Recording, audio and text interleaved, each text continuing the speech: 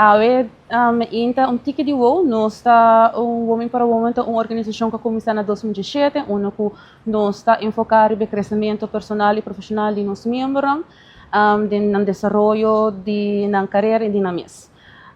Dia 30 de maio de 2026, nós temos de 4 edições de conferência. Uma conferência, uma que no passado, em 2019, nós fazia para mim, que está Dare to Be, e de 2 na 2022, que está Brave You, e de 3 na 2024, que está The Power Within. Cada conferência tem 3 perspectivas novas, mas também inspiração para os participantes. A edição de 2026, não tem exceção.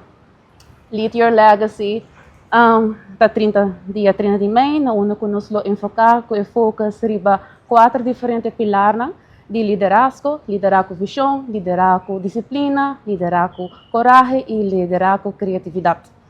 Liderazgo visão também mão de Corina Curatola, é um international speaker, onde ela motiva e ela coach, transitional coach, na mais de 360 mil gente mundialmente. Corina está enfocada em parte de ajudar uma pessoa para descobrir um propósito, mas também para alinhar uma visão com disciplina para o futuro.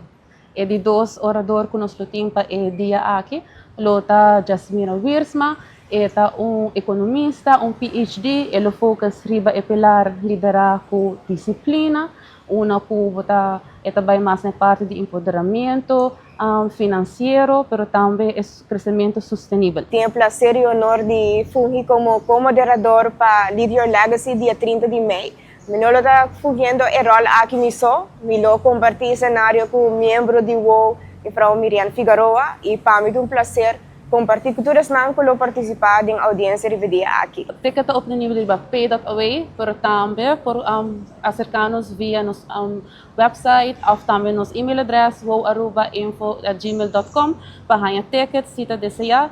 O evento aqui está representar transição, está representar crescimento, está representar reconhecimento próprio, está representar a maneira como a vida.